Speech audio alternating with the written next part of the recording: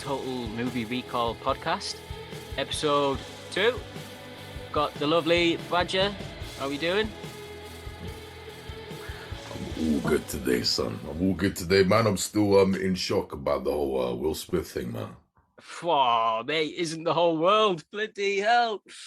So, yeah, man. I don't watch the Oscars anymore. A couple of years ago, I did take an interest in it. It was it was at the start of the last decade, so about 2010, I started getting into the Oscars. But over the course of the 10 years, started dwindling a little bit. I don't know. I feel like the last 5 years has almost been a bit of an agenda, but maybe there's always been an agenda with the Oscars. I'm not sure. But interesting. So for me, it's like that situation the other day. For me, I can see, at first, my initial reaction to it was I can see where he's coming from. It's been quite public about Jada Smith having alopecia and stuff like that. I know people personally to me who suffered from it as well. So I get it to a certain degree, but you can't go on stage and assault someone. Like, it just doesn't work like that. But apparently it does if you're Will Smith. So I don't know. Exactly. There we go. I don't know, so man. Fucked up, man. Exactly. Well, what's your take on it? I've got more to say about it all, but what was your initial, like, oh my God, what the hell just happened there?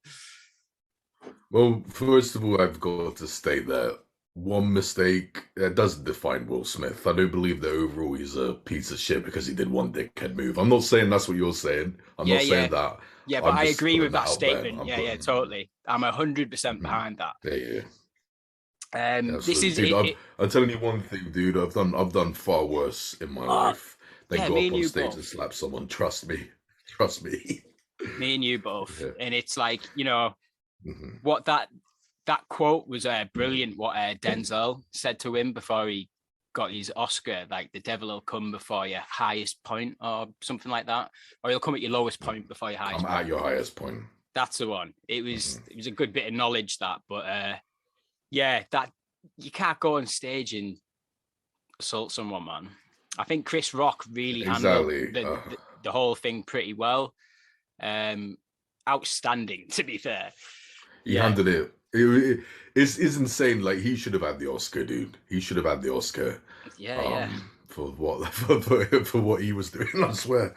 Yeah. Fucking yeah, I still love Will Smith. He's still one of my heroes. He's still one of my favorite actors. I adore the man. It's disappointing seeing him hit a low like that, doing stuff like that. But at the end of the day, he's not a bad guy for it. I do have something else to say though. Chris Rock. See, first of all, I'm pissed off that he got hurt because Chris Rock is possibly my favorite comedian. Yeah. Possibly. I adore him. So I'm not so keen on seeing him get slapped. Like, nah. But on top of that, man, I think people are not giving Chris Rock enough credit, like, physically. Like, he's nowhere near as weedy as people think, man. Like, he's not some weak guy. Like, first of all, he was recently in that Saw movie, Spiral. He was in that last year. Yeah. And he was kicking ass in that film, and it was believable. Okay, so everyone about the film, but he was good in it. I haven't seen Spiral. Worth a watch? It's possible. I don't hate it like everyone else did, but it's not great. But still, he was kicking ass at it. He was believable. I wasn't laughing at him when he was doing it.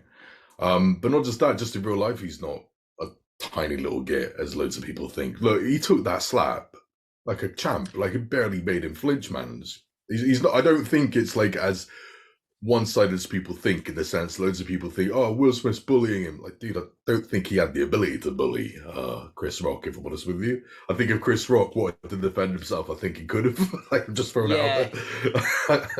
It just should have never got to that stage at all. Like, no matter what Chris Rock was going to say there, I think for me personally, just shout something out. Do you know what I mean? Like, what I've said that I think Will Smith should have done is, if he didn't agree with it, go upstairs go on stage and make him apologize in front of everyone. Just make the whole situation really awkward for Chris Rock. Do you know what I mean? Don't like. No, I think that still would have made Will Smith look like a dick. No, it would have. Still would have. It would have, but he wouldn't have assaulted someone. He's went on stage and committed a crime. If it was anyone else, they would have been escorted out. That's simple as. Damn straight. And what? Well, it is what it is. Yeah, I know. What I was going to say though, like why it's a bit of a shame is because it's the only thing people were talking about after the Oscars. They weren't talking about awards or anything like that. It was just, oh yeah, do you see Will Smith? Fucking hell.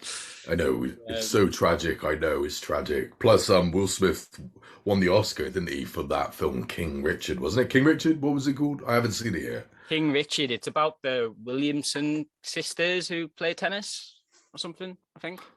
Yeah, I'm not a sporty guy, so I wouldn't know anything like that. No, I'm not. See, I didn't know. No. Yeah, I haven't seen. Dude, I'm a nerd, mate. I'm a massive nerd, like physically and mentally. I don't know fuck all about sports, so no, I don't know what this is, but I will check it. I haven't got a leg in that race, just like the nice Ghostbusters steelbook I posted today. And we need to have a little chat about your Instagram as well, because it's starting to look pretty good. It's starting to look good, taking a quiz? No, I'm starting to look good. Yeah, thank you. That I've started posting my collection again, going on to that shit. And I will be posting Ghostbusters and shit soon. My 4K like Ghostbusters I got up there, none of what I own up there looks as good as your steelbook. I fucking love a good steelbook, man. I don't really deserve that steelbook. It was cheap at the time, so I thought, why not? But fair enough, man. Yeah, I don't mind Ghostbusters. It wasn't my thing when growing up. You've got some proper devoted fans of Ghostbusters. It's got one of the biggest fan bases of all time, hands down. I'm obviously a Ghostbusters fan, but I didn't catch on with it like everyone else did. And I've been watching this since I was a child. But I still love it. I still do. And I do remember I saw the second one like 15 years ago. Haven't seen it since. I was one of the people who hated it, but I've got it behind me. Who knows? I might change my mind. I know you don't mind it. I don't get it, man. I don't get the mad hate. Yeah, I think that's what it is. I think that's basically what it is. I did like the villain though. I think I like the villain more of Ghostbusters 2 than Ghostbusters 1. I think I hated him, if I remember correctly. It's been a long time, dude. It's literally been half a lifetime ago. 15 years ago, I was 15. So it's half a lifetime ago for me. I don't even remember. My thoughts on it all that much. I just remember hating it. Haven't checked it out since. But yeah, I'll watch it soon, and I'll watch the third one as well, which I own back there. Is that whatever. Put it this way. 2016 Ghostbusters? No, that's a remake. That's the remake. Oh, you on about Afterlife? Yeah. I'm interested to watch that. I haven't seen it yet though. Yeah, fair. Pretty much that 2016 Ghostbusters, the female one. I haven't seen it yet, but I wasn't one of those people kicking off about it when it was coming out. But there we go. Don't care. It's one of them. Me neither. I'll catch it one day. But yeah, I'm not gonna split my dummy out over it. It's fucking Ghostbusters, man. Everyone chill out. But one thing as well, which you're gonna want to hear about as well, talking about current news. Something just came out today that fucking broke my heart, and I want to talk about it for a bit. I know what you're gonna say. Because I think we should give some light to this. Poor Bruce Willis. Have you heard? I have indeed. Retired. Yeah. Bruce Willis. But it's down to a bit of an illness. Look, right, I think this is a bit. I didn't know whether to bring this one up or not because it's only just been released today, I think, hasn't it? Like, not that I saw it on Sky News not that long ago, but I think it's an interesting one because of the amount of shit the guy has had in the last 10 years or so. That's one of the things I wanted to bring up. Yeah, have we got to start like checking ourselves about what we might have said in the last 10 years about some of his performances? Because if it's been down to an illness that he had no control over, then I feel a bit shit. but I don't know. It's an interesting one. I don't know. So yeah, pretty much. Bruce Willis has mostly been sucking ass for just over a decade, I'd say. He's done some really good stuff every now and again, but they're not too common. No. And even the stuff he was good in, he only had small roles in. He was in like a Edward Norton independent film called Motherless Brooklyn, and he was only in it for like 5 minutes. He's good friends with Edward Norton, so he managed to get a good performance out of Bruce Willis. But he was only in it for 5 minutes, and I was like, oh god damn it, he was good in this. Why is he not barely in it? He was awesome in Looper, absolutely awesome in Looper. And I love that film so much. And also I loved him in Glass. I'm obviously a crazy avid fan of Unbreakable. That's my favorite superhero universe of all time. And even though Glass wasn't perfect, I still was one of the few people who loved that. And I loved him in it. I thought he was wonderful in it. It's just that sadly, he was good in it. Yeah. I thought he was wonderful in it. It's just that sadly, M. Night Shyamalan didn't give him too much to do in it. He didn't have too much of an arc. Great performance, just didn't have much of an arc in it. And also his lines were very minimal.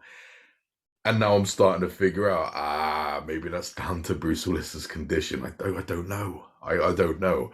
If it is, goddamn. And plus, considering that he's been considered to be the modern day Steven Seagal, like he's just doing trash, expensive B-movie trash, just clearly in it for the dollar.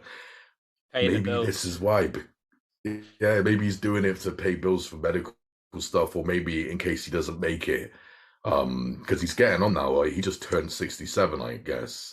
And you know he's not that I think that's old, but it's still like he's on his way out, maybe he thinks. So he's looking after his family. It hurts. It definitely hurts to hear this. It does hurt. See, I didn't think of it like that. So maybe he's been doing a load of shit films, easy films, just to get in and maybe save some money up because he knew this is where his health was deteriorating. It's sad, man. He's done the Walter White man. Maybe he's done the Walter White minus the meth, right? Minus the meth, yeah. The better logical choice, in my opinion. But man, it's sad. Yeah, of course. Yeah, heartbreaking. It's heartbreaking. Yeah, he's absolutely one of my favorite actors, hands down. He's done some of the best. Yeah, in the world. I absolutely adore him. Like the Die Hard franchise, it's obviously like near and dear, I think, to both mine and yours sort of heart when it comes to movies. But he's done other stuff I've loved him in. I love him in Sin City. Like he plays not a major role in that, but he's great. Like, yeah, Sin City's an awesome first one. It's an awesome film. Second one's okay, but yeah, man. Oh, no. He was he was a major part of the first one. Major part in Sin City one. He was one of the main characters. He has he comes in at the start of the film, comes in at the end of the film. Like the middle sector, like majority down to Marv and Mickey Rourke. Do you know what I mean? Like in that middle, then it goes to Clive Owen, then goes back to Bruce Willis. But yeah, quality, man.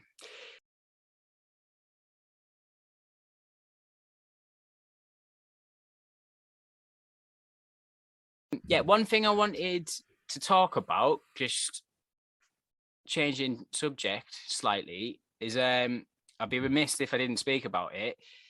You've obviously seen The Batman. Matt Reeves' Batman. So I think it was last week that Joker scene popped up online that Matt Reeves recently released. So I just wanted to get your take on it. What do you think? What do you pretty much I'll re-emphasize this. I've said this over and over again, like on my Instagram, on my YouTube channel, and I'll repeat it here. My opinion doesn't really count. I'll give you my opinion, of course, but I don't think my opinion matters at all because I'm not a fan. I don't have a leg in this race. I don't matter, right? I'm not the fan base, and that's why The Batman was a big deal for me. Because even though I didn't love it like everyone else did, this is the first time I've ever truly loved Batman. I'm not a fan of the Dark Knight trilogy. I've always respected the original Tim Burton film, but I didn't love it. Even as a child, I didn't love it. I could never really get with it. So my opinion is a bit like who cares, but I'll still give it. Because I did really, really enjoy this film. I'm getting the steelbook of this as soon as I can, I when don't it know which comes one out to on get. 4K. I don't know which one to get. There's been a couple There's too announced. many good ones. Yeah. Yeah, I'm getting it. I'm a big fan of this new one. I'm a big fan. But I'll say this: the Joker scene that was originally in the film, I couldn't stand it. It's actually in the film at the end, that whole tease. I was rolling my eyes in the cinema because, oh fuck's sake, we're doing this again. How many times have we had a new Joker? Oh god. But I gotta say, this deleted scene made it better for me. I was like, shit, it's halfway through the film, so it's not an ending teaser. Hey, come back for more. No, it's something that was in the middle of it. I think his look is quite unique. I know that we've seen the Joker so many times, but sorry. Yeah. Sorry. No, it's fine. Yeah, sorry. Keep it in there though. I'm not self-conscious about it, right? Yeah, the Joker. I know that you can't really redo that look over and over again. But this time by adding those acid burn scars all over him, I thought was cool. I'm not a big fan of his laugh because I've heard it doesn't seem too unique. I've seen it done so many times before by this point. But the cinematography, the way it slowly showed him and his teeth and all that, I thought it was wicked. And plus, the fact that the actor, I can't remember his name, but he's not like the biggest actor in the world, right? He's not the biggest actor in the world. So maybe I appreciate the non-conventional casting. Do you know what I mean? Yeah, totally. It's not predictable. I mean, it's not as wild as casting someone like Vin Diesel in the role. It's not like that crazy. Yeah, but it still is quite special. I think it's great. The only downside that I have with the deleted scene is that it makes Batman look a bit clueless because he can't figure out all these clues about Riddler, and then in 5 seconds, Joker gets it. And I get it; it shows Joker as a genius, as a mastermind. But doing that for I don't know, taking away like Batman's IQ, it almost feels like that's what it was doing. So yeah, I don't hate that though. I still dig it. I still dig it. I do wish it was left in there. Absolutely. I definitely think it should have been left in there. If anything as well, the ending scene with Joker wouldn't have felt so random, in my opinion. Plus it actually shows that Batman and Joker have fought before.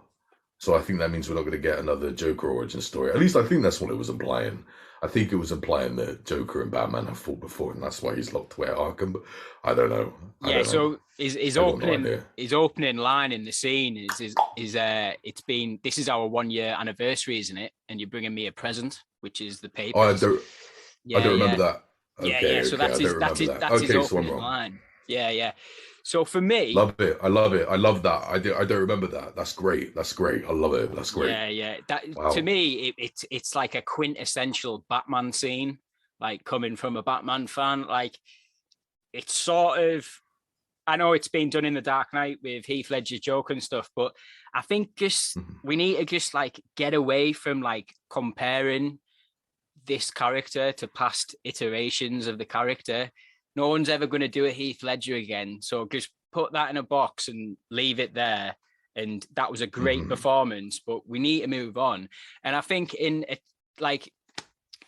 we're talking about Batman, we've got to be stupid if we don't think Joker's ever going to be involved. He's always going to be involved with Batman because he's a massive money maker for Warner Brothers. It's just, there's no way he's not going to be there. So for me, like, this scene is absolutely spot on, and I'm a big proponent of Barry Keoghan, the actor who's playing the Joker. And also, I've got to say, I know it came out like about 6 months ago that Barry Keoghan was actually, his brother leaked it on Twitter. His brother leaked that his brother, Barry Keoghan, was playing the Joker.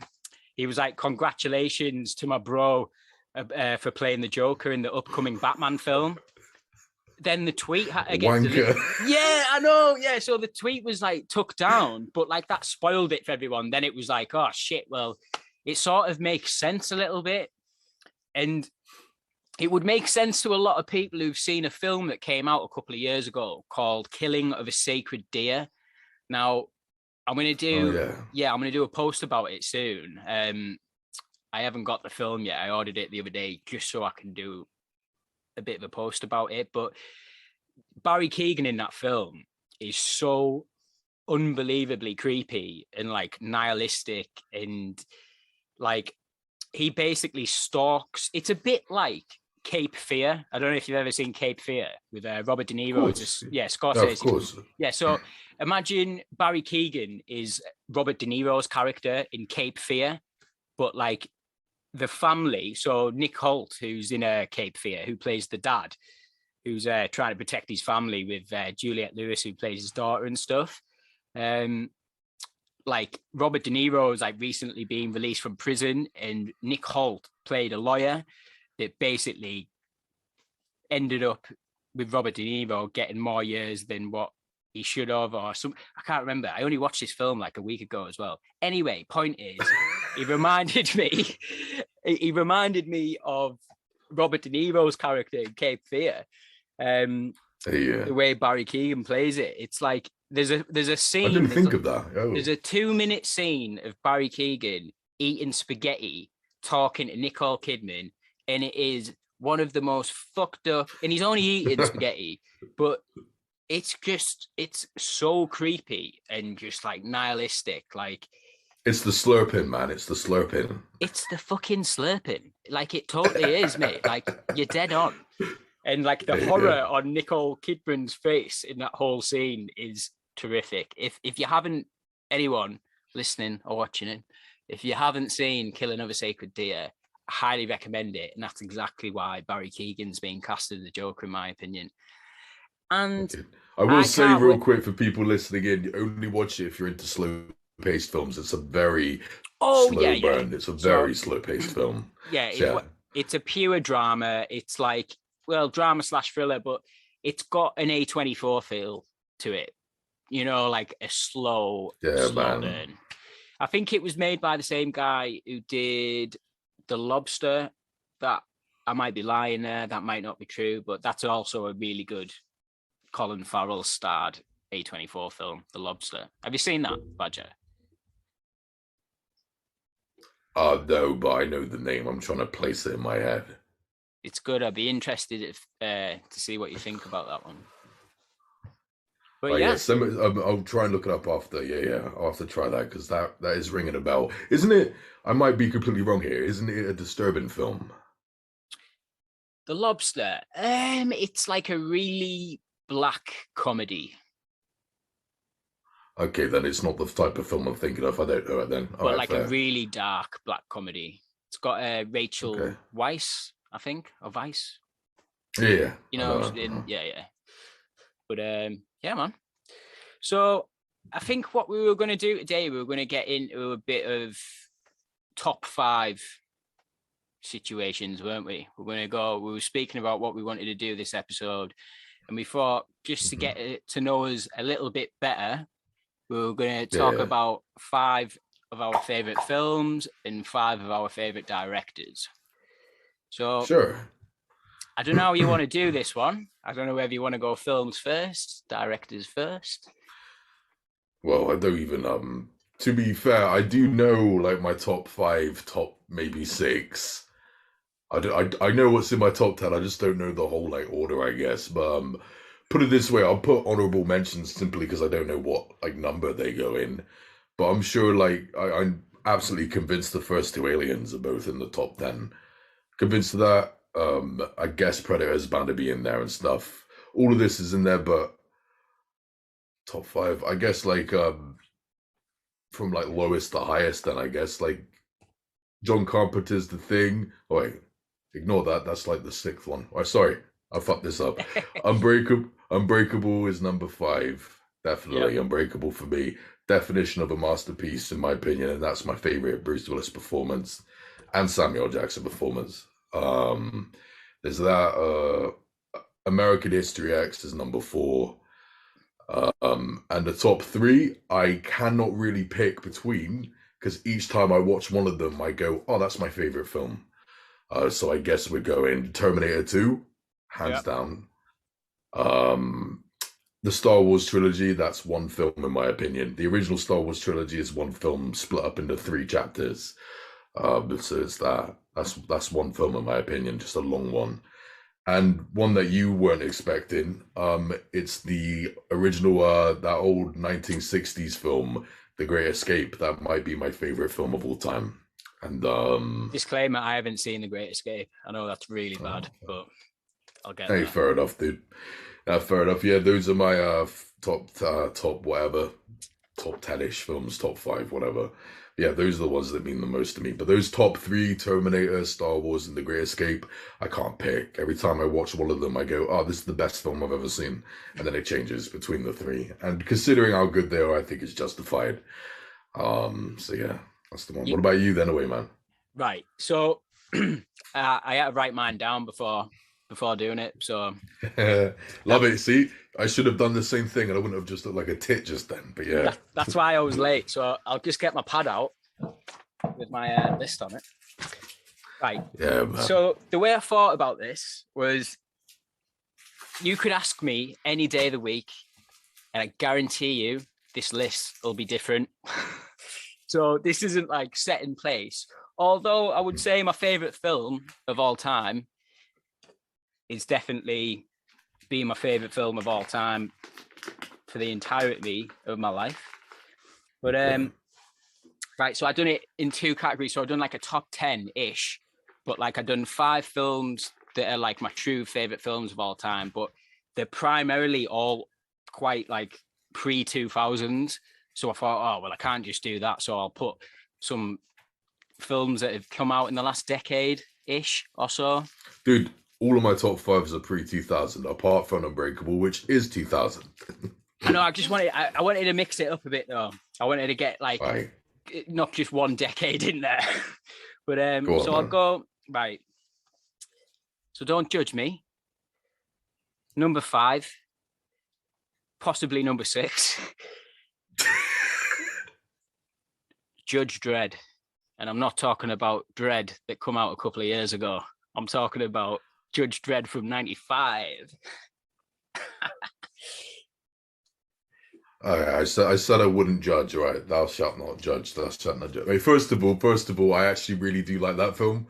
I really do like Judge Dredd. Yeah, I really like it. I think it's underrated. I hate Rob Schneider in it. I hate him in it. Me and you both. But I really do think that was a solid, fun film that to this day mostly looks really good. It's played pretty well with a very stone cold Sylvester Stallone. I still like his performance in it. I'm sorry guys, I think it's solid. I like it, but I definitely wouldn't put it anywhere fucking near my top 5. Right. Bit of a disclaimer. Obviously, like, I'm not saying this is the 5th best movie of all time. This is just a very personal list for me.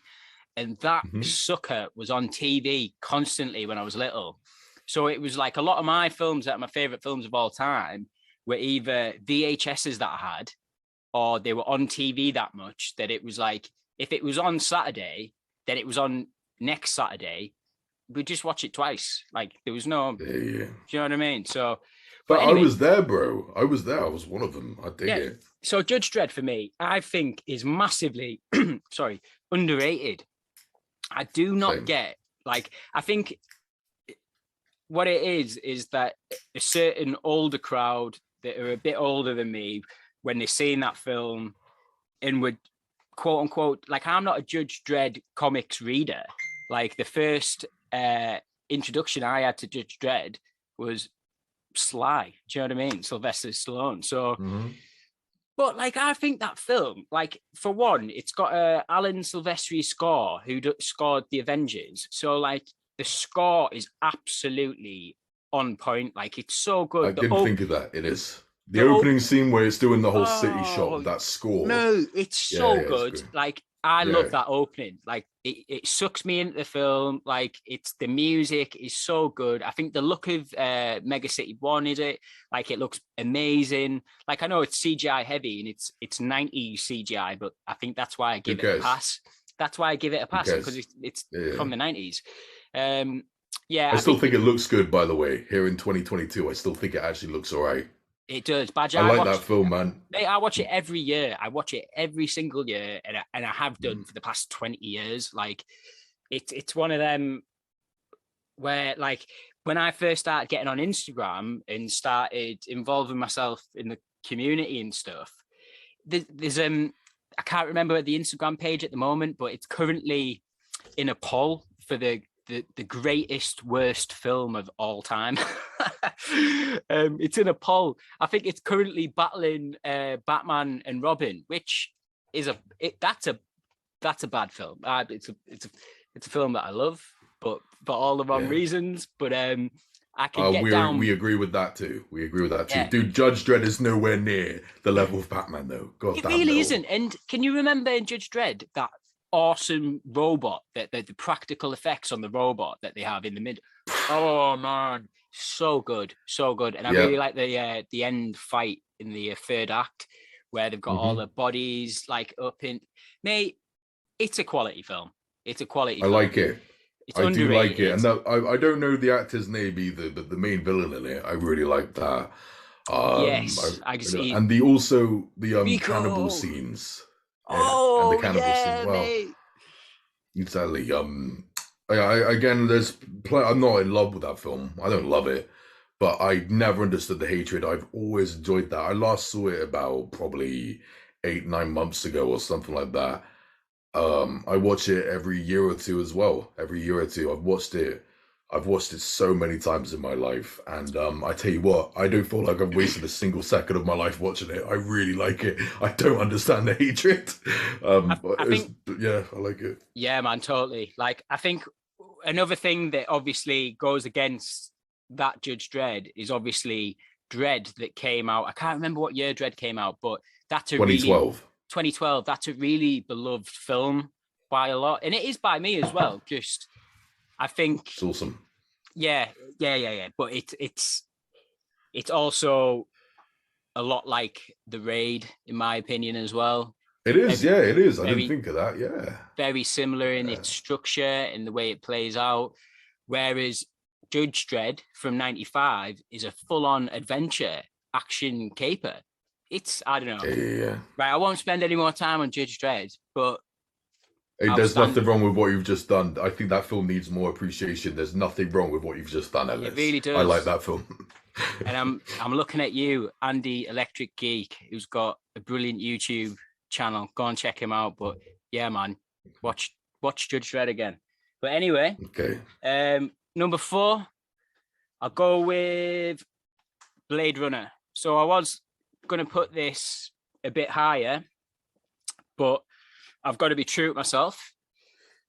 Blade Runner for me is almost like it's an experience that you've got to let wash over you. It's not necessarily you go into it like this story is going to grip me, because it doesn't. When I was younger and I watched Blade Runner, I didn't get it.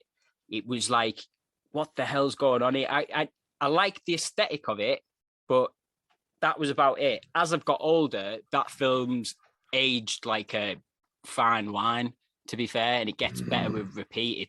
It's just somewhere that I want to be for 2 hours, in that place, in the world that Ridley so masterfully created. With like, for me personally, like that set on Blade Runner is absolutely exquisite. It's phenomenal. Like the neon lighting, the constant downfall of rain, the amount of steam in the place, like the extras, all the practical effects of the vehicles and stuff.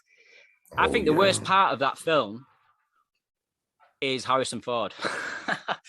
But like for me, yeah, I think the character of Deckard, I like the world of Blade Runner more than the story of Deckard and that whole situation. I don't think Harrison Ford was, to be honestly, like that good in the first Blade Runner. I know it's more of like a neo-noir sort of film, so everything is a lot more slower. But yeah, apart from Harrison Ford, loved it. For me, the real star of Blade Runner is what's he called? What's the main villain called? What's the actor called? Rutger Hauer. That's the one. Yeah, he's amazing. He's the star of that film. Like, for me, he's the one that He's the star of everything he's in. He's the star of everything he's in, man. Yeah, he. There's a film that I really want to see with him in called Split Second. It's like an old 90s, 80s film, I think. I think it came out in the 80s, actually. Yeah, but it's like a B movie sort of situation. Complete alien ripoff. But anyway. But yeah, so Blade Runner and wait, I want to say this real quick, actually. I want to add something that you've just said. Yeah. I haven't seen the reason why you probably would have been so confused watching that film growing up is because Ridley Scott has done so many different versions of that film, but he has to many what many people have said, he has made improvements with the cuts, and you didn't watch the improved director's cut. I don't know because I haven't seen them.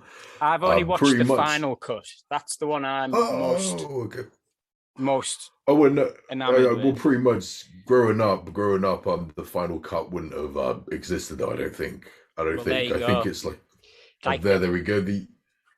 Yeah, I was going to say, like, the times I've caught that on TV, and to be honest, TV wasn't the first time I caught it. My granddad was like into his films, but into his old films like Zulu and stuff like that, like old epics. But one thing he loved was Blade Runner, and I remember he had like a poster of it in the living room, and I always thought the poster looked so cool. And when I actually got around to watching the film, like I just wasn't mature enough for it. I was just like, there wasn't enough action in it. Like I wasn't watching neo-noirs when I was 6, 7 years old. You know what I mean? So that's a film that's grown with me over time. Definitely. No, I dig it. Well, pretty much, we are almost at opposite ends, like almost with that film. See, pretty much for the first time ever, I saw Blade Runner when I was 26, 4 years ago. I'm 30 years old now. I didn't watch it growing up. I never saw it. So I checked it out. And it was the strangest experience I had in a long time. See, pretty much, I could not fucking believe how good it looked to this day. And it's just stunning, right? I couldn't believe it's like an early 80s film. And I was a big fan of the aesthetics. Rutger Hauer was amazing. I did like I love so much about it. I was just blown away by it. And I do agree, not that I think Harrison Ford was bad in it, because he was asked to not do much with it. His character was a bit too much of a blank slate. That character is so famous, but I didn't see anything all that special about him. It was just strange, but I did fall in love with it. I don't love it like everyone else does, but I still loved it enough to get it on 4K Blu-ray behind me. Yeah. Not that I've even seen the Blu-ray yet, but I had to buy it. I thought it was great. And the second one, I really liked. I didn't love. Again, I wasn't catching on with the hype with that, but I really liked it. I thought it was a great sequel to the original. It fit in beautifully, and Harrison Ford and his character was much more interesting this time around. Yeah, he was. Yes, I'll give it that 100%. He's Blade Runner 2049. I loved it when it came out. Great theater experience. Like Hans Zimmer done the score to that one, where Vangelis done the score to the first one, but he done a nice he incorporated it but added to it. Didn't use enough of it, in my opinion, but there's like a certain motif in the first Blade Runner film that he doesn't use in 2049. Blade Runner, loved it. I know it's a bit of a cliche one to put on a top 5 list, but every time I watch it, you feel like you're watching a movie, and I don't know, I just think it's like quintessential Ridley Scott at this point. Like, I think it's funny that you mentioned about Harrison Ford and that situation. Ridley Scott is renowned for not giving his actors much to go on. Do you know what I mean? Okay. He's in the mindset of like, you come to work, you're an actor, you go and act. I'm here to direct and sort camera movements out and sort lighting, rigging, and like all a million things. And I've only got that from watching the Alien behind the scenes, and that was it was Sigourney Weaver that was a bit like taken back by how Ridley Scott approaches his actors and giving them information or not giving them information. But I don't know. Ridley Scott must be doing something right. He's Has to be. He's a behemoth. But yeah. Yeah. So where am I at? Number 3. What have I got at number 3? Right. I've got at number 3. I've got 2 films, so I'm cheating. Yeah. Right. Good. So first one is Blade, the first Blade with Wesley Snipes, Stephen Dorff. Yeah. Banger of a movie. Not Blade Banger. 2. Blade 1. Because I know I put a poll up on Instagram a couple of weeks ago, and it was like, which do you prefer? Blade 1? I can't pick. I can't pick. 2? Oh my God. I couldn't believe it. It was a landslide. It was Blade 2, though. Blade 2 was the winner in that situation. They're both immaculate films, but the first one, there's just something about it that I think has got the edge for me a little bit. It's remarkable film. It's the one I grew up with the most. That was the earliest memory I've got of going into Blockbusters and getting that video, going back the next week to get it again until we just got it on VHS. And I also remember it's the first time that so I think Blade 2 came out in 2003, and I think, how old was I at that point? 6, 7, 8, 9. I was like 9 years old, so there's no way I'm going to Blade 2 to see it. But my brother, that was like a bonding film for me and my brother, the first Blade. So when Blade 2 came out, it was like, oh my God. Like, I remember getting the Empire or Total Film magazine at the time and having them designs of the new vampires where the chins opened up. Like, I was like, oh my God, this is going to be amazing. But yeah, I couldn't go and see that. I had to wait for that one on DVD. But Wesley Snipes is so good in it. Yeah. He's like synonymous with the role in the same way like Robert Downey Jr. is synonymous with Iron Man. He's just faultless. It's like I'm sure the next iteration of him will be good. But Wesley is just like he was just on a whole new level. That film was freaking remarkable. Yeah, it's one of my overall favorite movies. I don't blame you for having it up there. It's brilliant. That scene as well where he breaks character and turns into just himself, Wesley Snipes, when the police shoot him. Motherfucker, you out of your damn mind? Oh yeah, it's amazing. Yeah. Oh man, love it. Now that film's amazing, remarkable film. One thing that I always appreciated about that, and I didn't know it till obviously later on in life when I checked out the special features, but that ending, which I think is phenomenal. It's just really, and this is why I think Blade 1 has the edge over Blade 2, because of the fight choreography in Blade 1 is much more on point than it is in Blade 2. If you watch it again and just take note of the fight choreography, the end scene, the third act in Blade 1, where he eventually fights, is it Stephen? Stephen Dorff. That's Stephen Dorff. When he finally fights him, Deacon Frost, that fight is so gnarly. But what they originally had planned for it was like a big CGI early 2000s blood monster. Yeah, blood monster. It looked so bad. I can't believe Thank God they changed it. Oh my God. They changed it. Because it would have been a different kettle of fish. We'd have looked at that film totally different if that end scene was the way it was. And like the whole ending where it's him in Moscow and it just cuts on him on that one shot and it's credits come up. Oh mate, loved it. But anyway, Blade 1. And I had that slash with a totally sort of different film, Shaun of the Dead. So when I was going through my list, right, I've just got to be sort of like, what film did I watch on repeat when I was younger?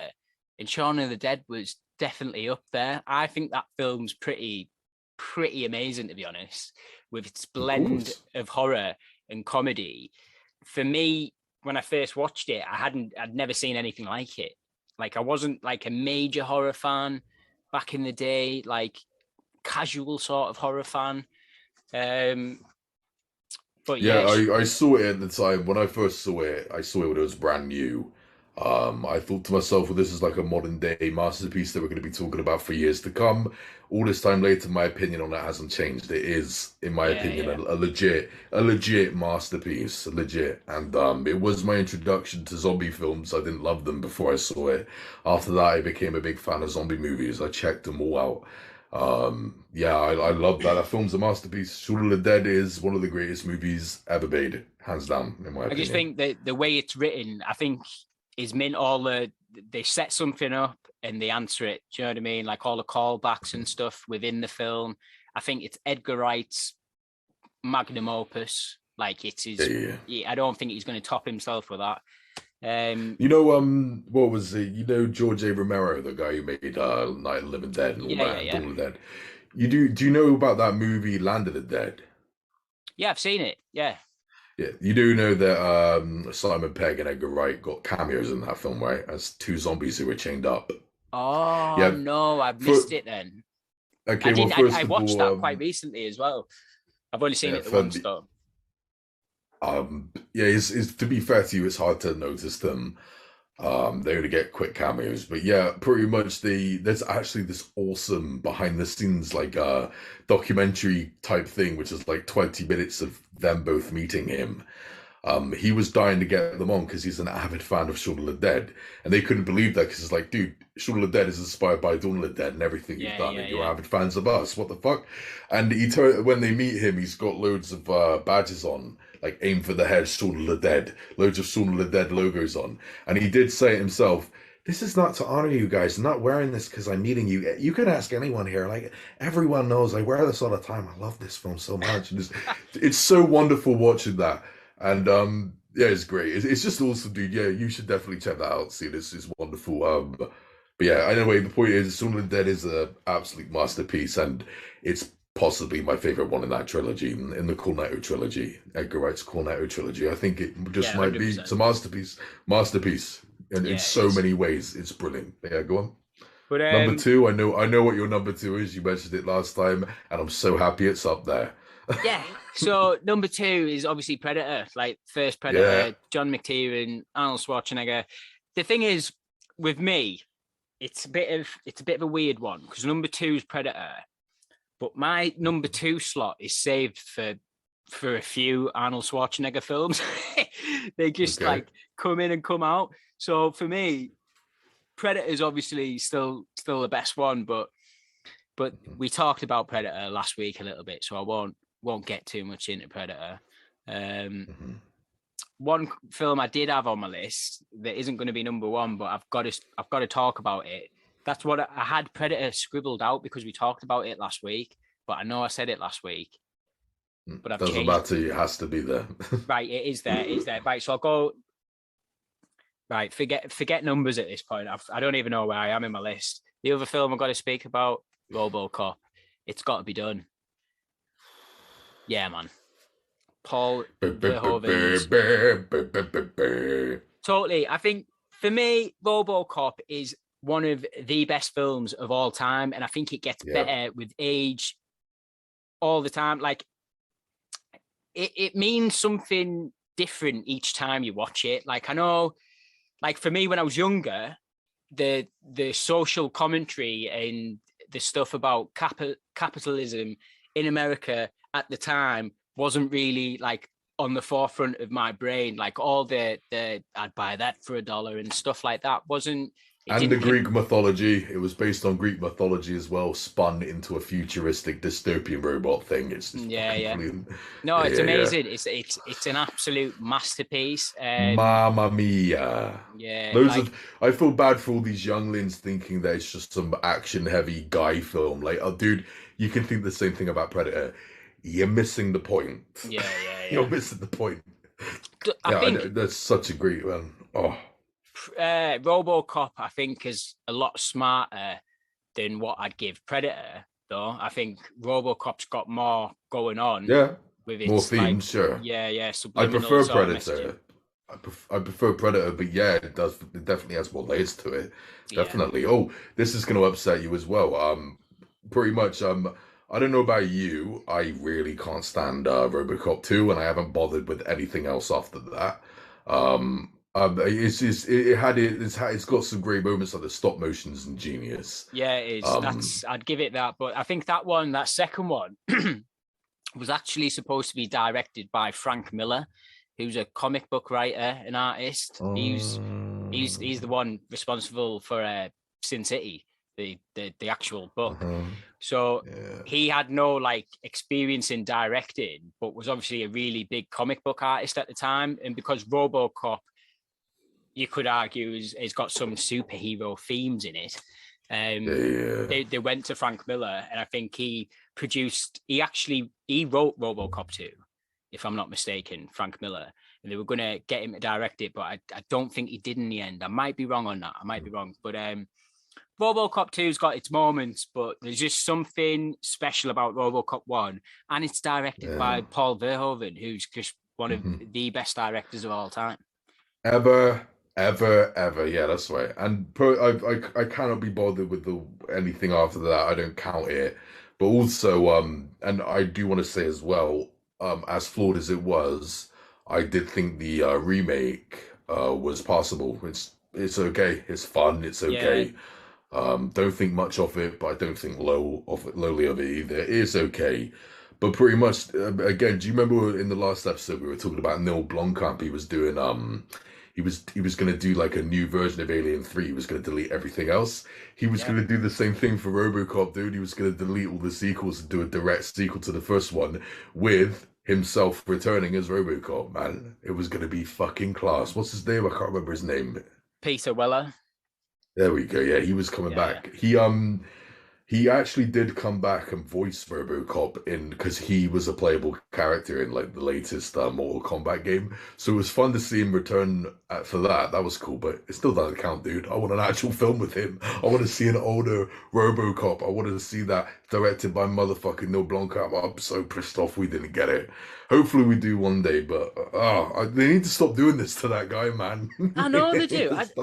He doesn't deserve it, man. Just because of, I don't know, just because of Chappie. Like, is this why we're really not letting the guy have big budgets anymore? Like, and I like Chappie. I like it. I don't know what. Oh man, dude, it's getting on my tits, man. Besides, even if Chappie was a piece of shit, who cares? The guy made District 9, and Elysium's decent as well. What the hell's wrong with these people? Just let him pump new life into these tired franchises. He can do it, man. Come on. I don't get the hate with Elysium, me. Like, I really don't. Like, that film gets tortured alive, and I don't get it. I think it's a really pretty well-made film, to be honest. I know it's all right. I like it. Nothing majorly original about it. I think what he should have done there is expanded, and I know I said this in last week's episode, but that should have been an extension from District 9's universe, Elysium.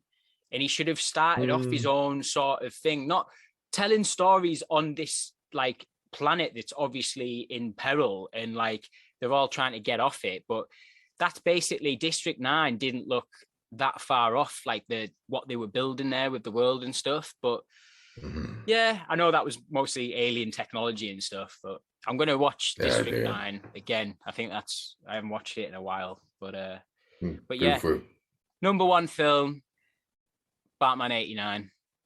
That's it. Wow. Yeah. Wow. Okay, fair. Yeah. You're one of those idiots. I'm joking. I'm totally joking. I'm totally joking. No, I'm totally joking, dude. There's nothing wrong with that, man. First, as I said, I'm not a Batman fan, but it doesn't mean I at all believe I'm smarter than everyone else. I'm seeing what you guys can't. I'm wise. Nah, what it means is enjoy it for me. I lose. I'm the odd one out. It's cold out here, man. It looks warm in there. I'm the one who's cold outside. You lot are enjoying it on the inside, man. And I wish I could get with it. Yeah. I totally get it. It's right. Let's just get something clear, right? Batman 89 doesn't have a wicked story to it or anything like that, but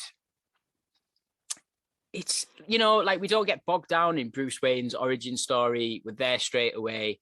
Like, quick disclaimer, Batman 89 shouldn't be my first Batman. That wasn't like the first Batman that I went to see in cinema, but it was the first one that my mum showed me at like a young age. It was like, for whatever reason, she just went in chronological order. So I think Batman and Robin, basically Batman Forever came out a year after I was born. So I was born in 94. Okay. Yeah. So as I was getting older, the 90s Batman films were like, that was all I used to watch. They were the VHSs. Of like, course. I'd put Batman 89 over Returns slightly. even though aesthetically I like some of Returns better than 89, I just think Jack Nicholson sort of, I don't know, he tickles all the sweet spots in me. Like every Don't scene. blame you when he pulls out that on. long gun. Even I think that's great. Just scene after scene, it's amazing. Like, but yeah, that's Batman 89. It's like it's a film that I could watch it every week and just have it on in the background, just because it's one of them films that I like to be in, like Blade Runner. But Tim Burton's Batman, and if I'm going to be totally honest, to a certain extent, the neon-soaked Gotham City that Joel Schumacher provided in Forever and Batman and Robin is an underrated Gotham City. It's pretty amazing, like the miniatures and stuff that they built for the Gotham. Awesome set designs, brilliant. But yeah, it's just Batman 89's in my soul. Dude, I'm glad to hear it, man. I'm glad you're enjoying it that much. I watched it loads as a child, but I only watched it loads because it was on TV and I wanted to watch something. But even as a child, I never liked it, never caught on with it. Yeah. But I always have tremendous respect for it. And yeah, as I said, enjoy it for me, man. Enjoy it for me. You know what I mean? I'm missing out. What I am curious about though is that it's considering that you always loved Batman. What did you feel then when the Nolan trilogy came out? What did you feel when that happened? Right, it must have been a big deal for you. Yeah, it was a massive deal. So I remember seeing Batman Begins in the cinema, and it took me back a little bit. I didn't immediately fall in love with Batman Begins when I first saw it. It was a bit jarring to me because of how camp the 4 prior movies were. And they were really camp. Yeah. Like they were. And that's what I grew up on. So that's what I just found synonymous with Batman. Obviously, he's not like that in the comics, but as a total movie point of view, they were pretty wacky and wild. So now we've come down to like almost art house territory, but with Batman in Batman Begins. And it was a shock to the system. And at that age, seeing Batman Begins in the cinema, you know, this is the first time that we've properly had Bruce Wayne as a character for the majority of the film, where because you've got to understand in Batman 89, Batman Returns, Batman Forever, and Batman and Robin, Bruce Wayne is not in them films a whole lot. He's not in them films hardly at all. I don't remember. He's not. It's about the villains, them 90s films. That's what they were about. Do you know what I mean? Like Jim Carrey, Tommy Lee Jones, Jack Nicholson. They were all about the villains. So you get to 2005, Chris Nolan comes along and he makes Batman Begins. And it's a proper character study of who Bruce Wayne is. And at the time, it was just like, whoa, this is a bit jarring. And I think, you know, it took a little bit to get used to. It's a little bit similar to the Daniel Craig situation with James Bond. So Casino Royale come out in 2006, a year after Batman Begins. So for me, it was a head fuck, like getting like, oh my God, we've got this like proper look at Bruce Wayne and what it's like to become Batman. And like, I wasn't expecting it. Not about the villains, about Batman. But then you get Casino Royale in 2006, where I grew up with Pierce Brosnan as James Bond, which was also campy and wacky and like a bit all over the place and a bit fun and cheerful. You get Casino Royale comes out, and that's a U-turn for a franchise. Casino Royale, and I loved it. It's a lot to process at that age. So the likes of Batman Begins and Casino Royale have got better over time. Then we move on to 2008. The Dark Knight comes out. So by this point, people are going absolutely mad for anything that Christopher Nolan's doing, because I think the people loved Memento. I haven't seen Following. Yep. Yeah, I haven't seen Following. I think that was his first film, really low budget, black and white. But did The Prestige come out just after Batman Begins, or was that before? I think it was after. I don't know. So I think, like timeline-wise, Batman Begins came out 2005, then The Prestige came out, then I think The Dark Knight came out. But yeah, I've got feelings on The Dark Knight. I loved it at the time, and I loved it. I still love it now. I feel like with multiple rewatches of that film, Heath Ledger does carry that film and the weight of that film quite a lot. He's not got that many minutes on screen time, which is a bit of a burner, but with the screen time he had on camera, he's made that film like humongous. He's made arguably Chris Nolan as big as what he is because he was the one who directed Heath Ledger in that film. And now interesting point. Well, look, right? Like Memento. I've never heard anyone say that. Yeah. Memento was really, really good, right? Really good. But like you weren't gonna start shouting the hilltops about it. It didn't make a massive impact. I also forgot he made Insomnia as well. Insomnia. I can't say that. Insomnia. Insomnia. With Robin Williams and Al Pacino, which is a good film, but it's a middle of the road sort of thriller detective film. Like it's fine. I disagree with what you're saying about Memento. That had a massive impact. That did have a massive impact. Did it? Oh yeah.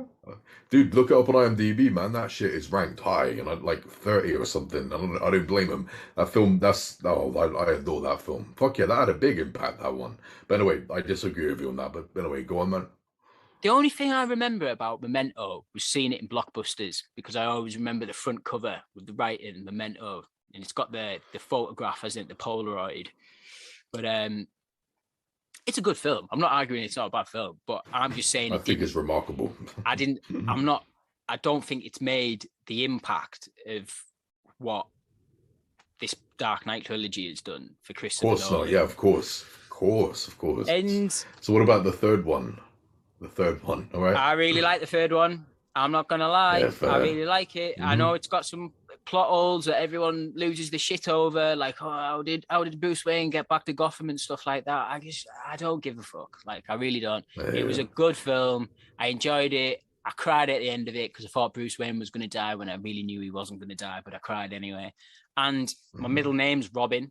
So when they done that reveal at the end, it was like, I'd been waiting 3 films just for Robin. Do you know what I mean? Which is another thing this is another thing with Matt Reeves. I'm hoping he has the balls and audacity to introduce Robin. Let's just fucking go for it. Let's do it. Let's go for it. Same. Let's not be scared about it. Just go for it. Yeah, same, but I dig it. But yeah, I totally dig. I respect that list completely. I'm actually so glad you said some of those things about those films. Yeah, but I'd say, what about favorite director then? Go on, let's say our favorite directors real quick, because I think we'll spend another hour talking about them. So let's say who like means the most to us. You know, we might have some crossover. Do you want to go first? Rattle off yours really quickly, then I'll rattle off mine. I'll say the ones who inspired me the most. I'd say Sam Raimi is one of them. Obviously directed the original Evil Dead films. And the remake, everyone can fuck off. The remake was also pretty badass. Everyone can fuck off. I'm really into that one. Oh, it's quality, man. I really enjoyed the remake. Me too. Yeah, loads of people are too into it, and I'm like, get lost. I think it's great. Well, I think it's really good at least. So yeah, I'm really inspired by how he like virtually built a home out of matchsticks with the original Evil Dead. Developed a cult following. He's done loads of great stuff, and of course, eventually he did the Spider-Man trilogy, and it's still to this day it's like the fucking best of the best. I absolutely love those films. I just wish the studio didn't interfere with the third one. But yeah, either way, who cares? We all know our thoughts on that. It is what it is. If they do a return with that with Tobey Maguire, they best bring Sam Raimi back. Love him. He inspired the hell out of me.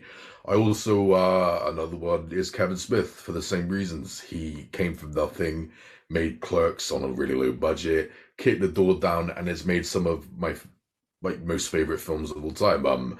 I think Chasing Amy is literally a masterpiece. In my opinion, it's literally a masterpiece. I love it.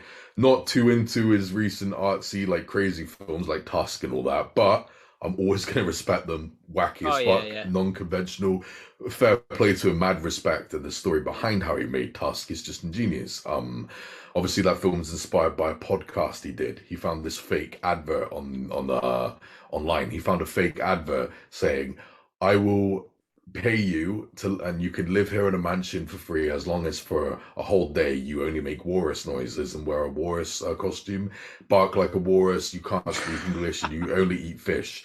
And it turned out to be a fake advert, but he was reading it live on a podcast, and it was such a wacky idea. He goes, "I want to do it. Guys, hashtag walrus yes on Twitter if you want to see this." He only had one hashtag no, the rest of them were walrus yes, and that's how the film got funded, it got made. He turned it into a horror film, and not just that, during the end credits of that film, you can actually hear the podcast playing. You can actually hear the film getting set in motion. Yeah, wonderful. So for even though I'm not into that film, it really did disappoint me. Still, stuff like that inspired the fuck out of me. I was like, God damn, this guy's made it. Like, he's great. Obviously, I love Spielberg. Obviously, I love Steven bloody hell, Ridley Scott. I can't believe I was going to call him. Forgive me, right? Ridley Scott, love him too. Simply for he's made some shit that I can't stand. But you know what? I don't care if he makes bad films over and over again. The guy made Alien. That's enough.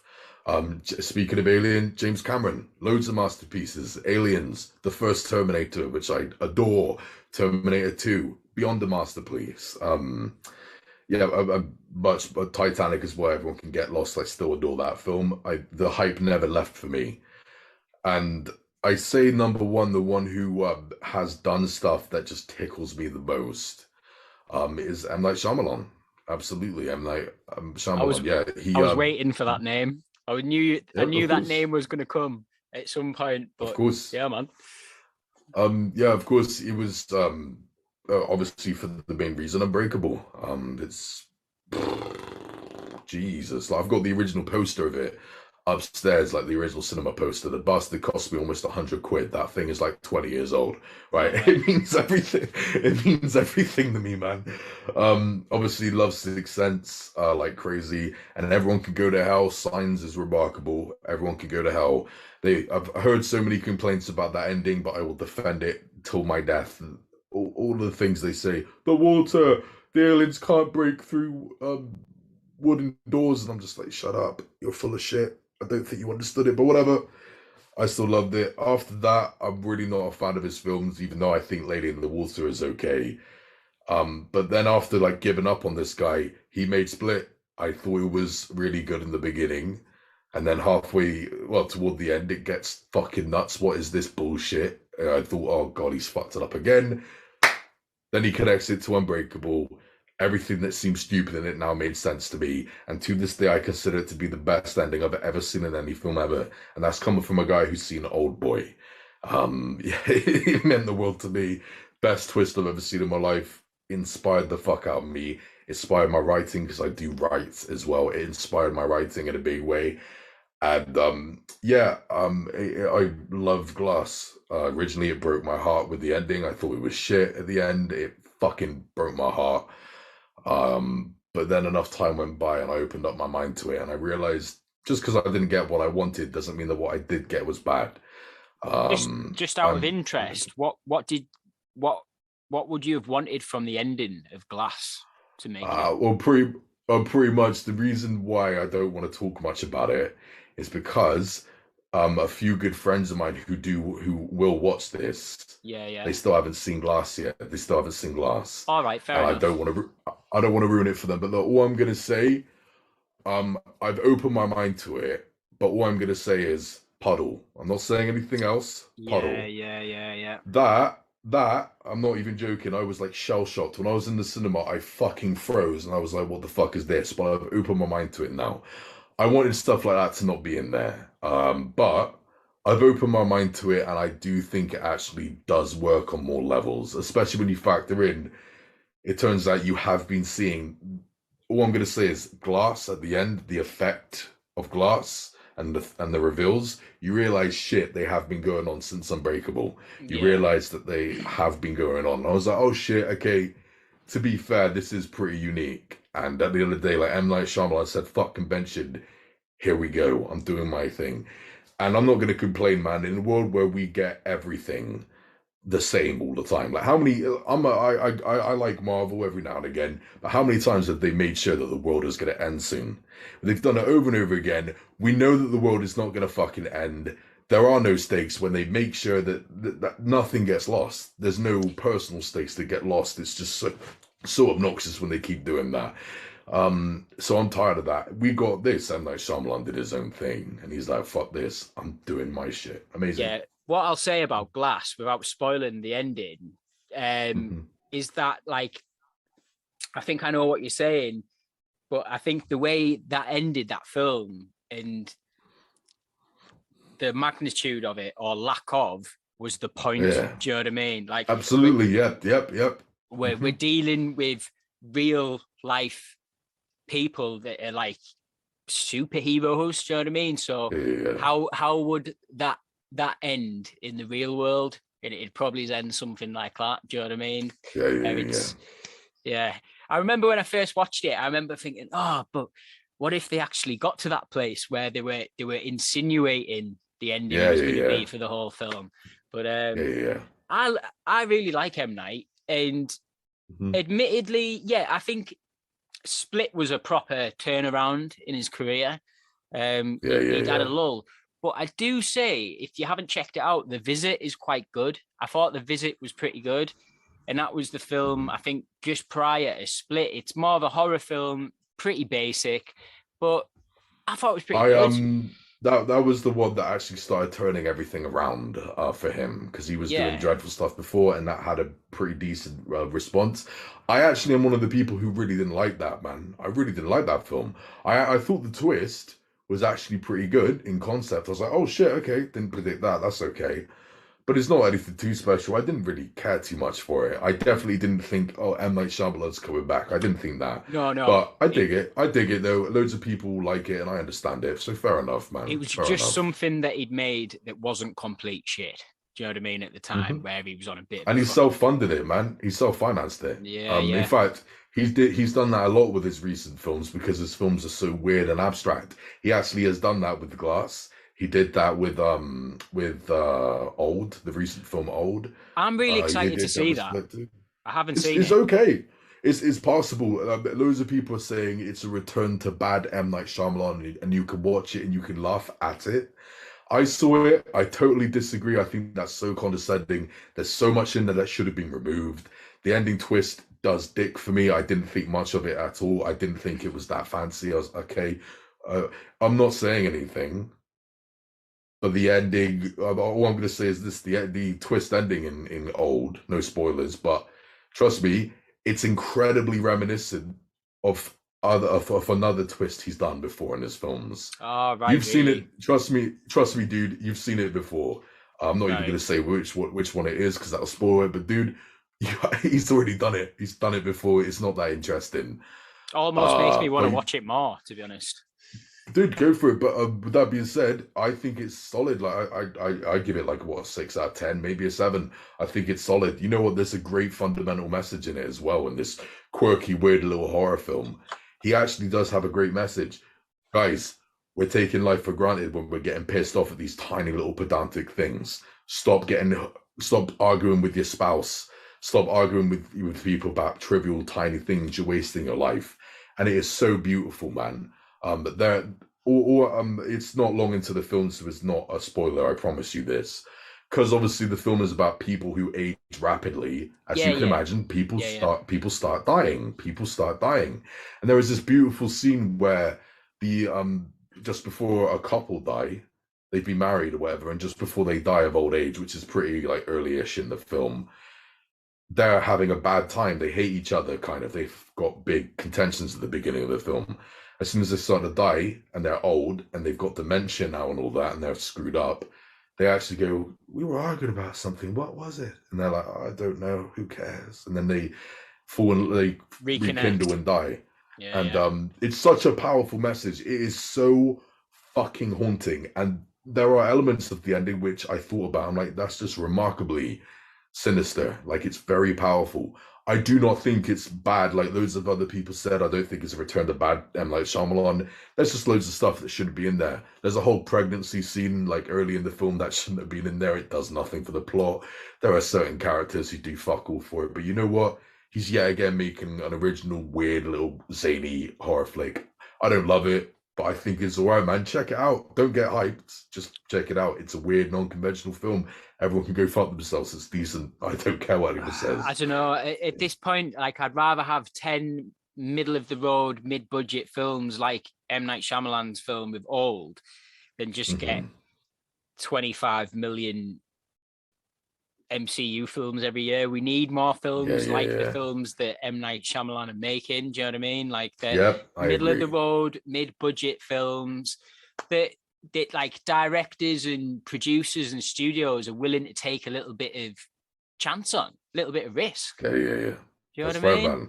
Yeah, I totally agree with you. But yeah, anyway, enough about me. What about you? Who's your favorite directors? This one was a little bit harder for me. They're really cliche answers, I think, but who cares? Who cares? Right, let's Dude, just they're cliche. They're cliche because they're popular, and they're popular for a reason. That's okay. They're cliche for a reason, man. Right. So I think at the top of the list is Ridley Scott, and it's for the sheer fact is, like you were saying, he hasn't made his whole catalogue of films are not all masterpieces, but the man has made an absolute range. Like, he's tapped into like sort of every genre. And he's he's hardworking, like, and I know that's like, oh, well, what? That's why you like him. But the man has been pumping out like serious films for what, like, since the 70s with Alien. Do you know what I mean? Like 78, man. 79, Alien came out. I think. 79. Yeah. 79. And so like, and he's British, so that's just so it like and that means nothing. But like every time he's in interviews and stuff like that, you just like, yeah, go on, Ridley. Like, he's such a grumpy old he's such a grumpy old man now. It's fucking brilliant. Like, I love there's. I don't know if you've watched them, but they're amazing. They're the Hollywood Roundtable thing where it's they get the directors on YouTube, the Hollywood Reporter, and like, he's amazing on it. He's absolutely brilliant. Like pushing directors about when he's making points and stuff like that. It's amazing. Only Ridley Scott could do it. But yeah, I think obviously, like, for me, anything when it comes to science fiction and Ridley Scott touches it sort of turns to gold a little bit for me. And I'm even talking about like Prometheus, and I love that film. I love it. Love it. Prometheus. It's got some. I don't think we'll ever get over that bit in the chamber where he goes to pet the snake on the head, and he's like, oh, like, you know, the alien. Yeah, can't get over that bit. Never get over it. Really, some stupid decisions made in that film, but overall, I really enjoy it. The one that pissed me off the most in it, I've got to say real quick, it's Sean Harris, I think is his last name. I love Sean Harris, but yeah, go on. Yeah, because we both are fans of that ridiculously underrated British horror film Creep, and so underrated everyone can get lost. No, that's wonderful, that film. The makeup in it was outstanding. Sean Harris was great in that, and he was great here too. They just didn't use him enough. Ridley Scott, what are you doing? He's such a brilliant actor. This is the biggest thing he's ever done. Are you gonna? He looks great with his tattooed, weird, muscular look and shit. Yeah. What are you doing? What are you doing? Use him more. That butt me off. That pissed me off far more than that stupid snake scene. But whatever. Still, Prometheus is great. Ridley Scott is still great for that. And I did really like Alien Covenant, warts and all. That film is fucked up. But warts and all, I do like that one, though. It's definitely not Prometheus, though. Definitely not. No. Love Prometheus. But yeah, go on. Second one, and this is proper close second, David Fincher.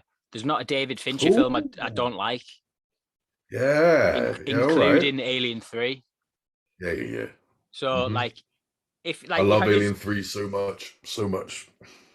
For me, David Fincher, if you go through his catalogue of movies, like, you'd struggle to find one that's not fucking great. Do you know what I mean? Like, so where do we go from? You go from Alien 3 to 7 to Fight Club to Panic Room Then it's Mamma like, mia. yeah. Then what after Panic Room? What came? Oh, I, Zodiac. I was Zodiac is so underrated, by the way. Yeah, An sorry, amazing man. film. This is where we disagree. He also did The Game, which I wasn't much of a fan of, with Oh, Michael yeah, yeah, Douglas. yeah. He did do the Yeah, game. wasn't much into that, and I've only seen it once as well, but I wasn't much into Zodiac either. I liked how authentically he recreated the actual scenes where people died, um, because that shit was horrible. The fact that happened in real life is so insanely tragic. And I think he conveyed that tragedy perfectly. Some of those scenes were horrible. That scene where the woman gets stabbed, Oh broke my my heart. God, yeah, Dude, man. it's horrifying, and the fact that that man watched it and survived to see it, and he's still alive to this day. Can't imagine that pain. David Fincher brought that to life, and absolutely I respect him for not glorifying it. He made it hard to watch, and that's something a lot of people can't do. Well done. But after that, went downhill for me. I'm not a fan of that, but he still is a genius. I can't. I should have mentioned him. I can't believe I didn't think to. He's a genius, and also, dude, how remarkably good was Gone Girl, man? How good was that Oh film? man. So me and my partner went to see Gone Girl. That's like the worst film to go and see with your partner. But anyway, Yeah. she didn't want to kill me after it, so Oh, that was all right. yeah. But yeah, man. Yeah. And so for me, like Oh, David Fincher prior 2010 was already like up there with one of my favorite directors. Like hadn't made a bad film for me at that point. But yeah, then yeah. The Social Network comes out, and The Social Network for me, Still haven't seen it. Still haven't seen it. oh my God. I've seen the intro. I've seen the intro, which I think is great, where he's on that date with that woman. You know what I Yeah. mean?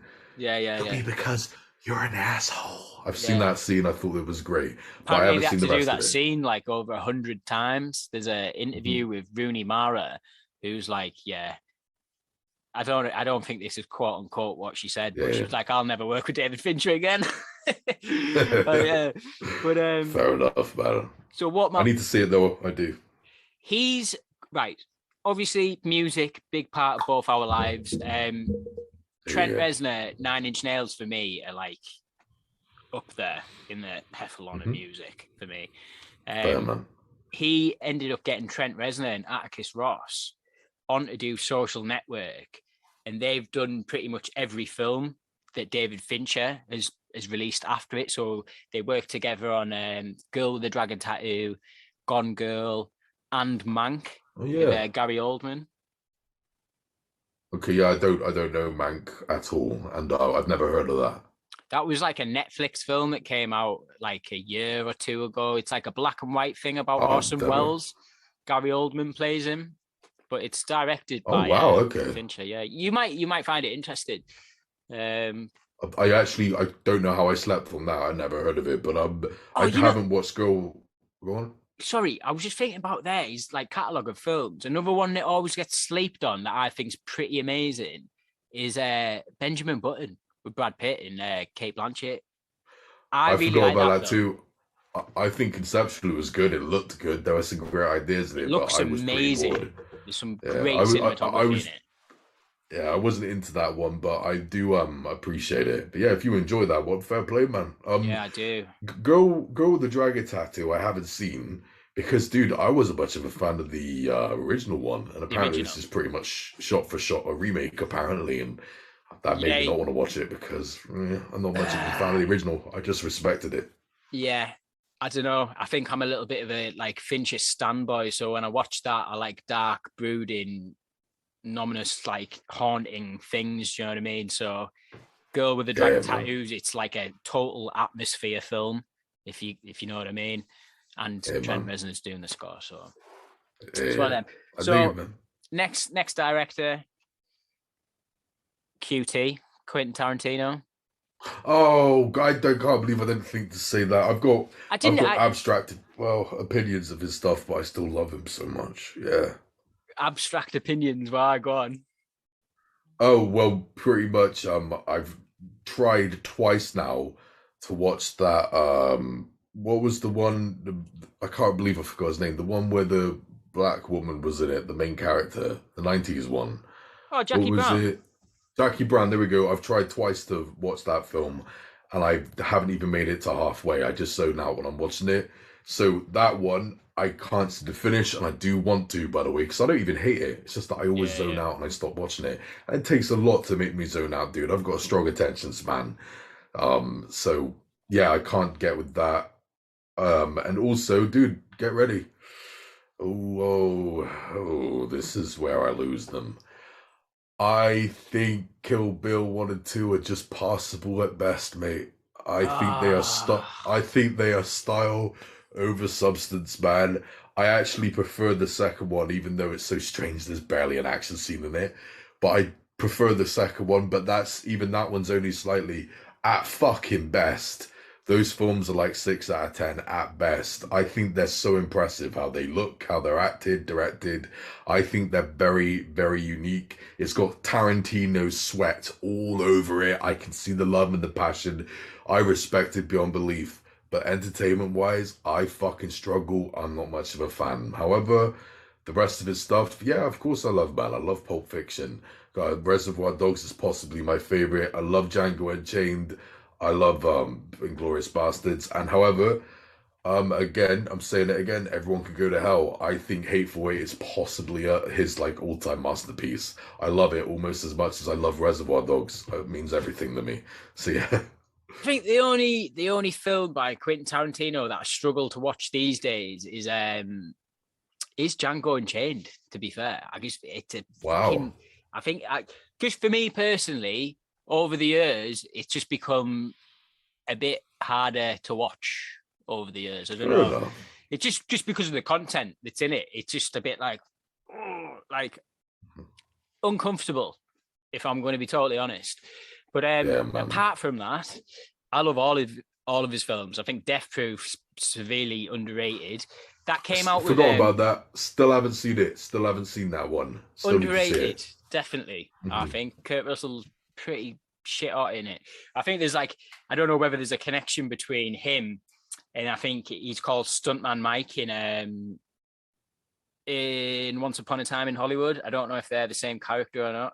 Someone let me know I if don't that's the know. case. But anyway, I don't know. But yeah, that was good as well. I like that one a lot, actually. Once Upon a Time in Hollywood. You can tell that was made by an avid fan of movies. You know what I mean? yeah, totally. Um, I love that film. I didn't love it when I first watched it because I honestly thought we were going to be diving more into the Manson murders. But once I mhm, realized that wasn't the case, and it's actually just a buddy movie between Leonardo mhm. DiCaprio and Brad Pitt, I got on board and I've watched it loads since it's come out and it looks beautiful as well. I've only seen it once, and it was about 5, 6 months ago when I saw it finally, and Yeah. I liked it. I liked it. Plus, me being The Great Escape possibly being my favorite film, seeing Leonardo DiCaprio's face put on Steve Oh McQueen's yeah, face for The yeah. Great Escape, that made me very happy. That was great. But anyway, yeah, Quentin Tarantino, a genius. Can't believe I forgot to mention him as well.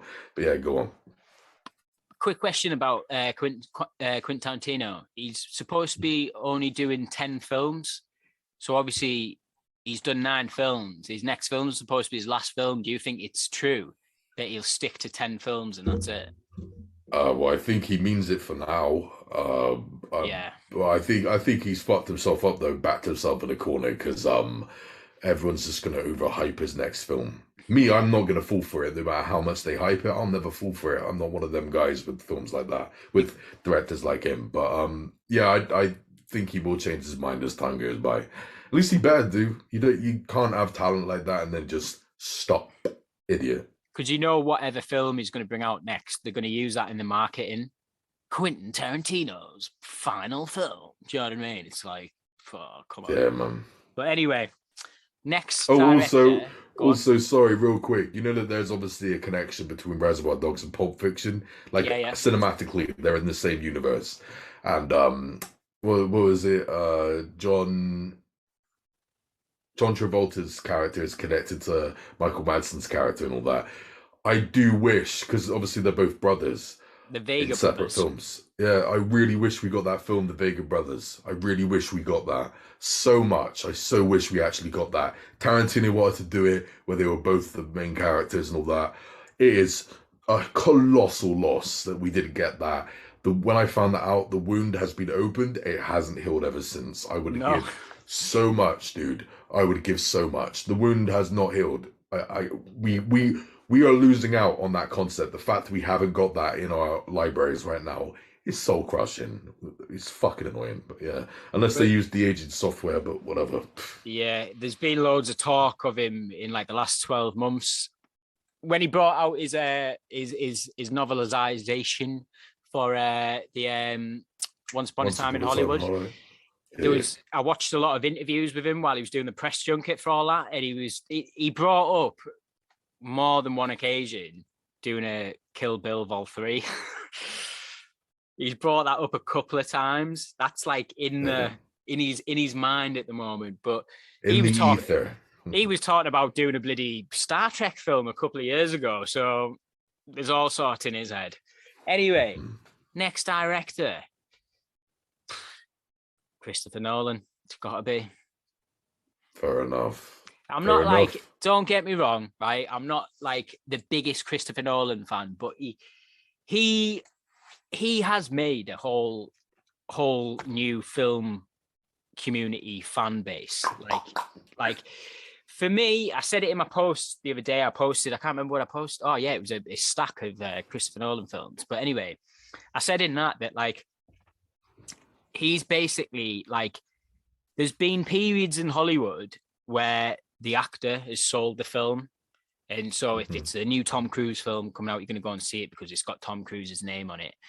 And there was a certain point where the director sold the film. So if you saw a poster and it had Spielberg's name on it, or if you saw it and it had Ridley Scott's name on it, you had a good chance that was going to be minting. The director sold that film. That went away for a while. And I feel like Christopher Nolan's brought that back with a vengeance. Do you know what I mean? Like he's now made the director the star of the show again.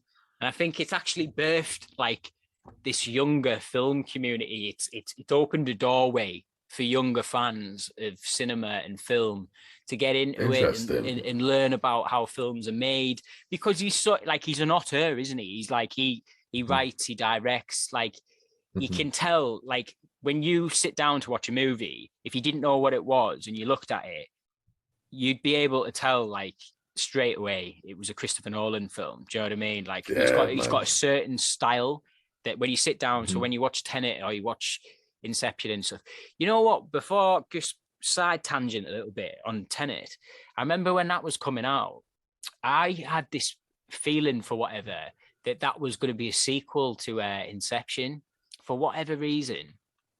I haven't seen it yet, by the way. Tenet? It's good. I really enjoyed it. That gets a lot of shit. It's complicated, but still a extraordinary, well-made film, in my opinion. But I feel like I just had to bring Christopher Nolan up because he's easy picking at this point, to be honest. Like, and I feel like justified though. He has to be talked about because he's made an impact in like the last 15 years of cinema. Like, he's changed it forever, dude. He's changed everything. He has. Those Dark Knight films, they have everything. They have. Yeah.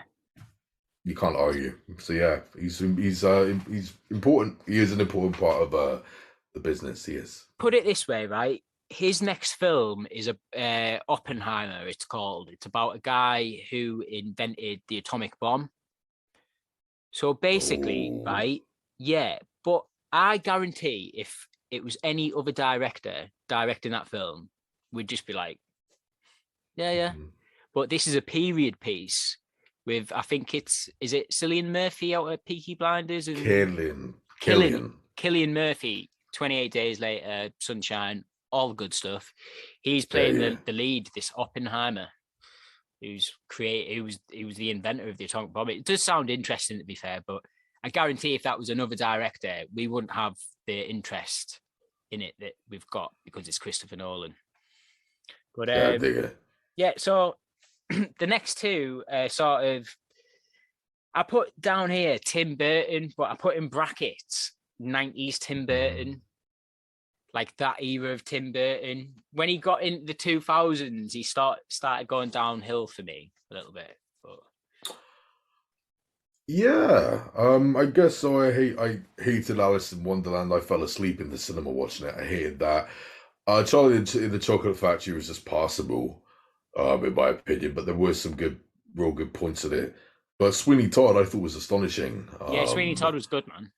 I enjoyed it. Yeah, And I'm not really loved it into so musicals, much. but that was cock on. Brilliant.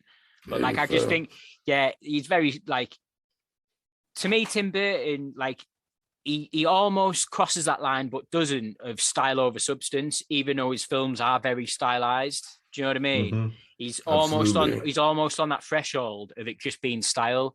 And if I'm being honest, I think his later films have been like that.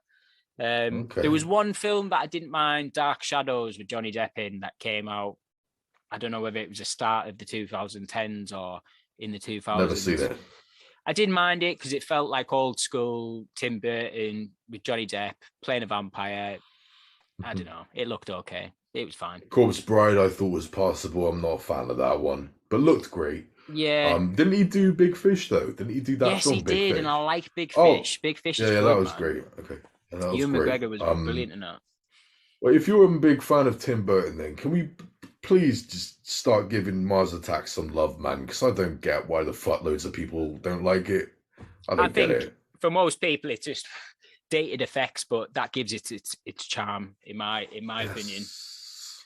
Like all the, Yeah. the the designs of the aliens and the UFOs when they're coming to Earth to invade, like, just, it's bad CGI, but I think that's just part of the charm with it. Do you know what I mean?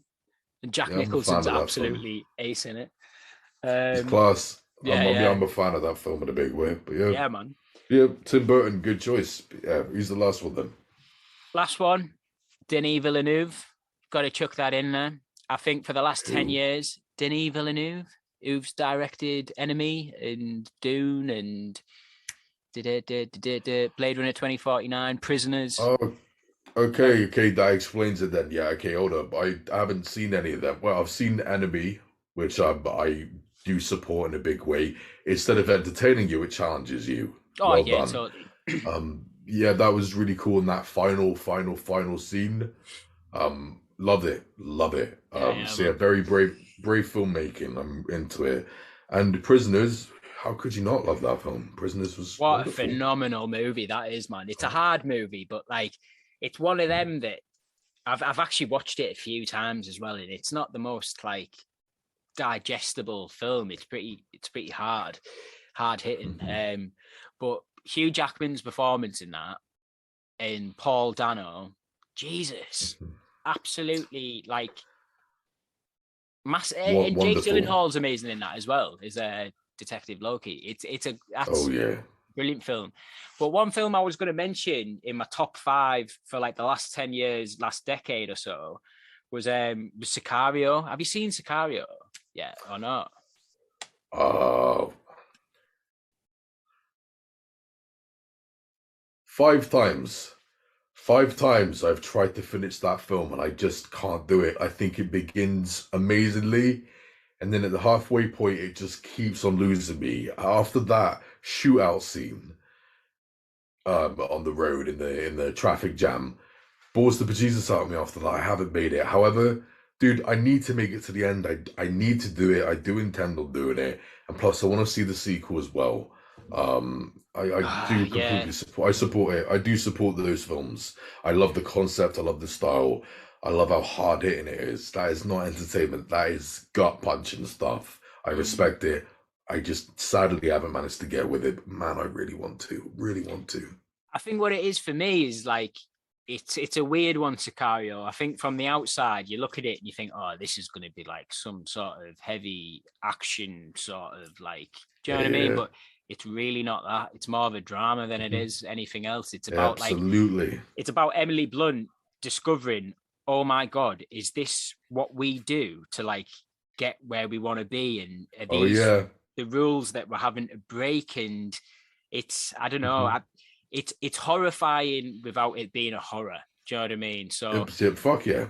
I think in that Actually, first, I disagree, dude. That intro is a horror scene with oh the mate, bags in the walls. yeah, yeah, yeah, Mamma mia. and Whoa. that explosion that did catch me off guard as well. It's a phenomenal intro to a movie, but I think you've just Yeah.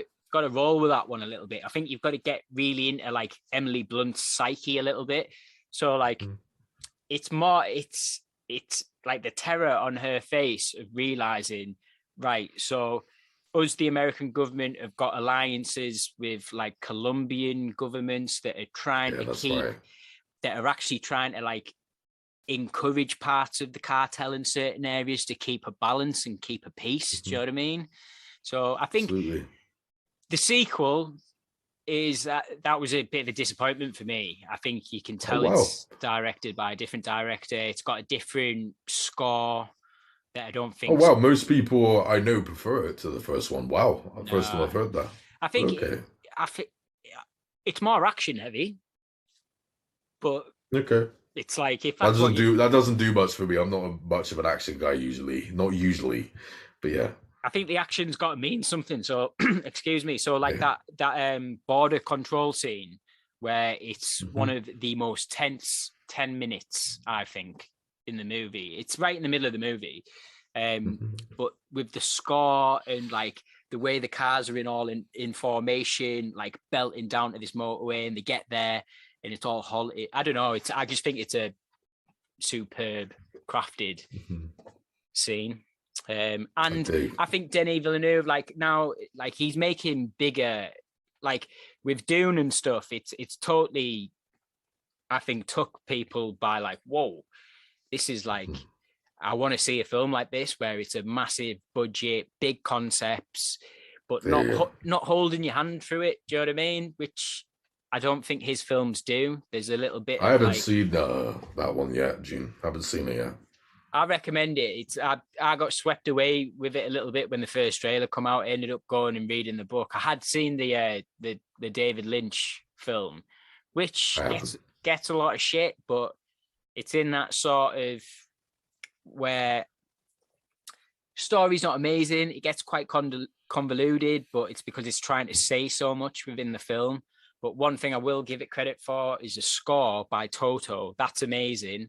And all the set designs and stuff are amazing. There's a great. I had no idea Toto did that. Didn't know that. Yeah. You've done what you might call it. Is it Africa? That's not my favorite song of theirs, though. By the way, my favorite song of theirs is "Hold the Line." That fucking song's genius. But it's a good soundtrack, man. You should get on it. It's good. Yeah, I will check it out. That guy, I didn't know the name or anything. I didn't know that, but he has done some films that I deeply respect. I mean, at the end of the day, dude, Enemy just shocked me. Just how brave it was. You know what I mean? It did not go for entertainment value. It's challenging you. You got to think about this motherfucker, and I respected that. It's like Donnie Darko almost. You know what I mean? It's brave. It challenges the audience, and I respect it. Yeah, I'd say Donnie Darko is a little bit more upbeat and fun than Enemy, just because Donnie Darko's got a great soundtrack. It's got an amazing soundtrack.